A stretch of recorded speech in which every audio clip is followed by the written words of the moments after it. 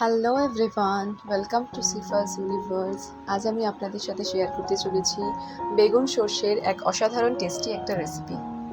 এই বেগুন সর্ষেটা বানানোর জন্য আমি এখানে দুটো বেগুনকে এইভাবে গোল গোল করে কেটে নিয়েছি। এখন এই বেগুনের মধ্যে আমি দিয়ে দিচ্ছি স্বাদ অনুযায়ী নুন, 1/2 টেবিল স্পুন হলুদ গুঁড়ো এবং 1 টেবিল স্পুন বেসন। এগুলোকে আমি একসাথে খুব ভালো করে মিশিয়ে নেব।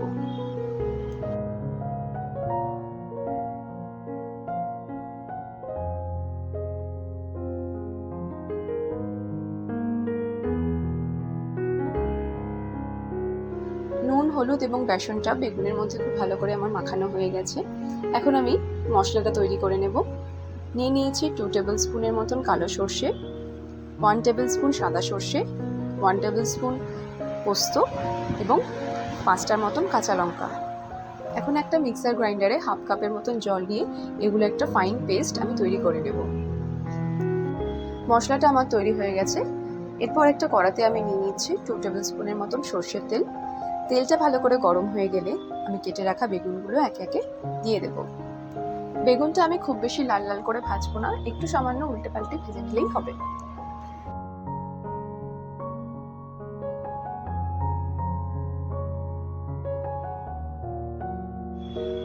বেগুনটা আমার এখন মোটামুটি ভাজা হয়ে গেছে। এখন আমি একটা আলাদা পাত্রে বেগুনটাকে তুলে রাখবো। এখন ওই সেম কড়াতেই আমি দিয়ে দিলাম আরও 1 টেবিল স্পুনের মতন সর্ষের তেল। ফোড়ন হিসাবে আমি দিচ্ছি 1 পিঞ্চের মতন কালো জিরে।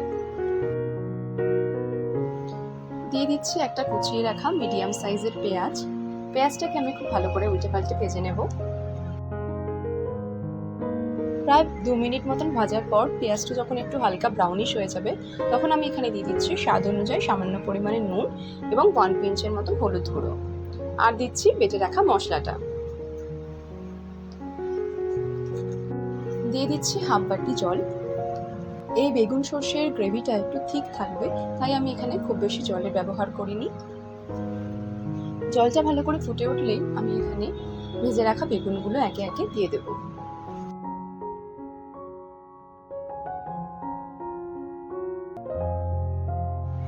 বেগুনটা দেওয়ার পর 5 মিনিটের মতন কড়াটা ঢাকা দিয়ে বেগুনটাকে আমি সেদ্ধ করে নেব।